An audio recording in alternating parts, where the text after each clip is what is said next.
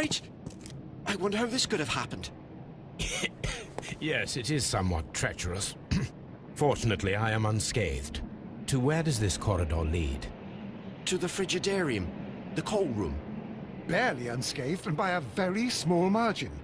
And treacherous is an understatement.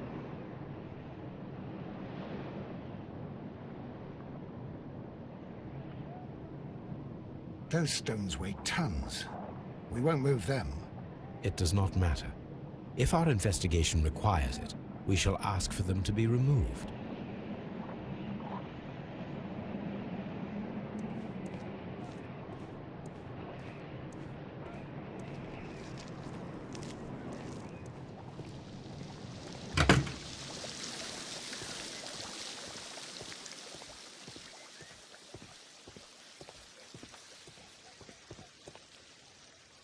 The changing room.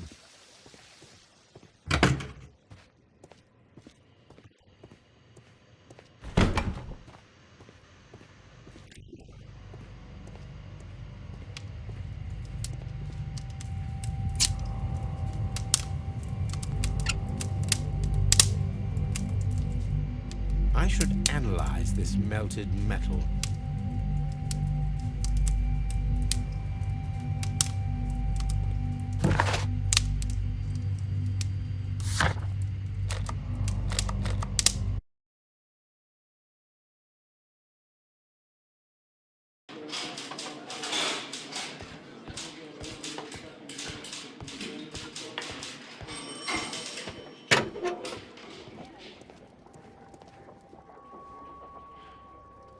An embroidered silk handkerchief. A fountain pen with solid gold trim.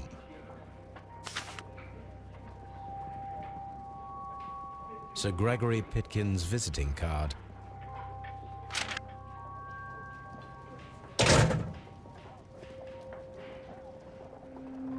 When Garrow found Sir Rodney dead, he wiped the blood upon himself.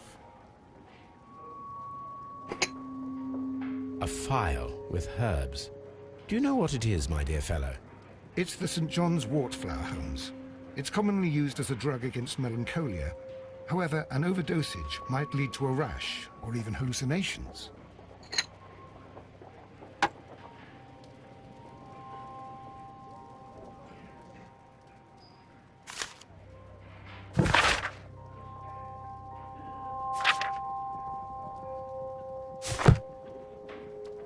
An ordinary pencil.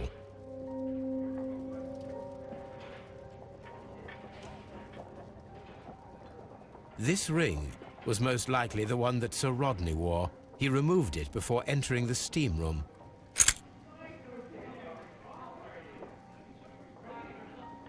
I see the join. This ring was repaired, and quite badly too, with silver.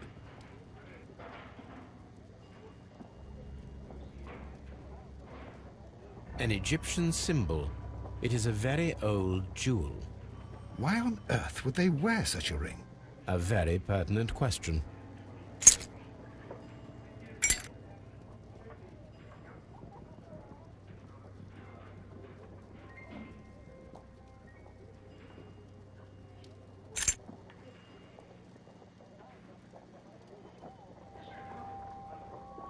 An old and rather dirty coin.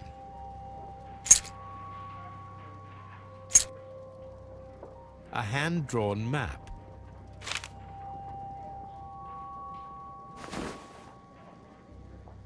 Rodney Bentcliffe's notebook. It may contain something of interest. The last pages were torn out. We must find a way of retrieving Sir Rodney's last lines. Watson, please prevent anyone from entering the room. But first, fetch me a pencil. To begin with, a few strokes of the pencil will be enough. I don't want to damage the traces.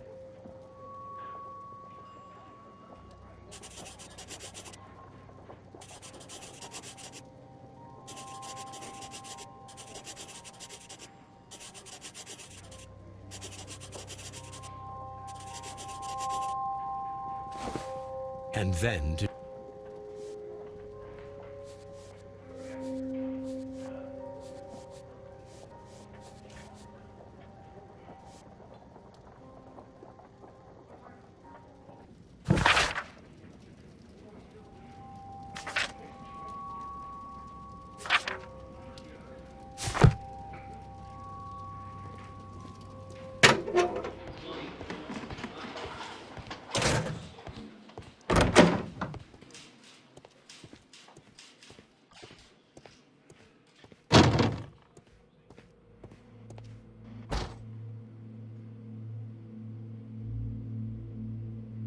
An unusual wound, inflicted by a curved knife, which resulted in instant death, as the coroner's report says.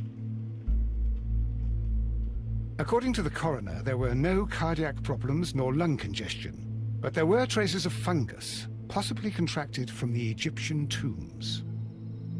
The coroner observed no stomach nor liver disease, if we're to accept that Sir Rodney was an occasional drinker and 63 years of age.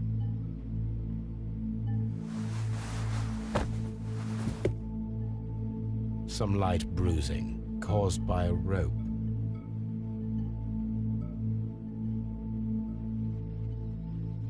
The bruising is in lines. They were caused by a rope around the waist. Sir Rodney was descending somewhere.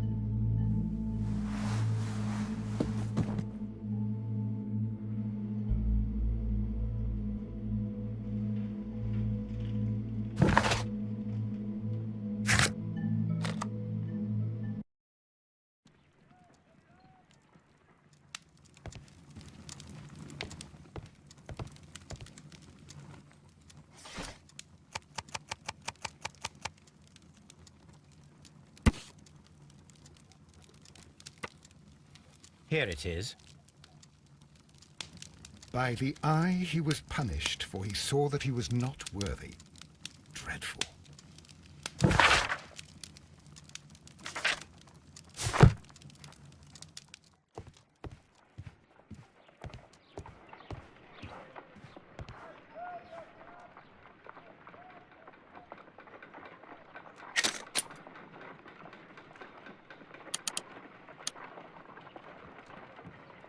White clay particles. Pyrite, otherwise known as fool's gold. Selenite. Interesting. According to the color and its composition, I deduce that this sample is white clay. Now, I need to find which area near London this sample belongs to.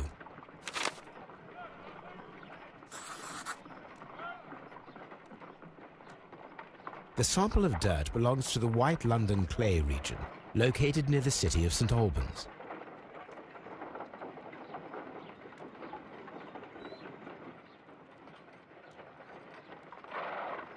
Let us analyze this blood sample. This blood has not coagulated well. It seems very liquid. That is strange. Let us see what is inside it. Hydrogen peroxide will bring any foreign matter to the surface.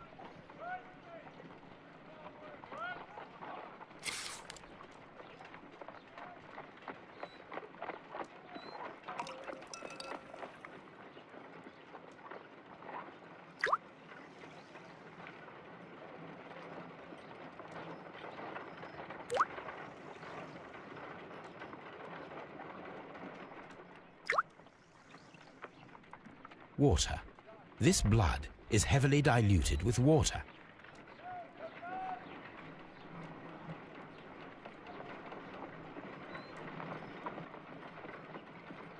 This is a piece of metal taken from a brazier.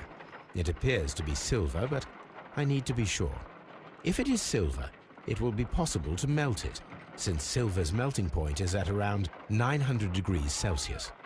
Let us compare this sample with a silver penny by testing it with acid.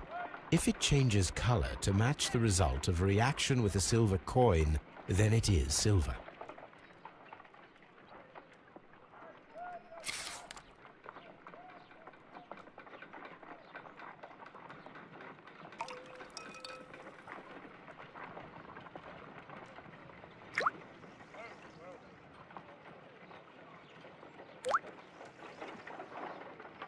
The reaction is the same red stain. It is silver, Britannia silver quality.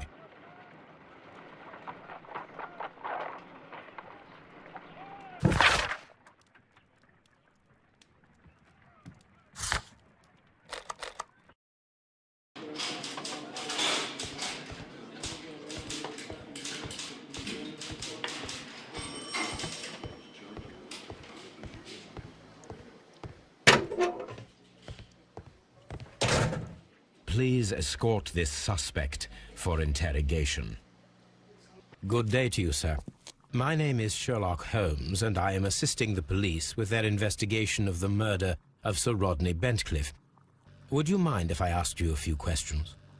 Not at all, Mr. Holmes. My name is Percival Blinkhorn. What is your occupation? I'm an archaeologist, specializing in the Roman period. I'm working on several excavation sites at present, including the baths at Strand Lane. Can you tell me more about the baths? Well, we're hoping to retrieve a great many interesting artifacts from the site, and to list any items of value before their eventual restoration and exhibition. And has it been successful? It has, thanks to Sir Rodney. What was your relationship with Sir Rodney? Well, I couldn't say that he was a kind man, no. But he was talented. I felt a great admiration for him, I must say. Was it your first collaboration? I had met Sir Rodney briefly once in Egypt, and I'd shared my researches with him. Surprisingly, my work did convince him to come here. He arrived only a couple of months ago. Surprisingly? Well, Sir Rodney was a cold man, and so very secretive, too. But I learned so much from him. I can't believe that he's dead. Can you tell me what you saw today? Well, we entered the steam room, and we all went to sit down. The steam was particularly dense, and I didn't see anything much further after that. I just heard Mr. Garrow shouting, but we all ran for the door and bumped into each other. I was very alarmed by this point. What did you do? Well, the door was stuck, and with all the steam, it was quite frightening. I was barely able to see my own feet. Garrow was covered in blood. Do you believe that Garrow killed Sir Rodney? Oh, no. Garrow couldn't harm a fly. Can you recall any recent event that would occur to you now as being a little strange? Well, yesterday we had a small argument. Is that all? No. Sir Rodney informed me that he was to attend the London Archaeological Congress with me. Then he advised me of quite the opposite. And rather aggressively, too. Do you recognize this ring? Certainly. It's the famous Aswan ring. Sir Rodney brought it back from his last campaign in Egypt. And he kept it for himself? Sir Rodney has had his own particular ideas of archaeology. What can you tell me about Garrow? Well, he always looks so sad. And he has been acting strangely lately. He complains about voices and visions. I will keep an eye on him because I'm worried. How well were your researchers progressing before Sir Rodney's arrival? Rather well.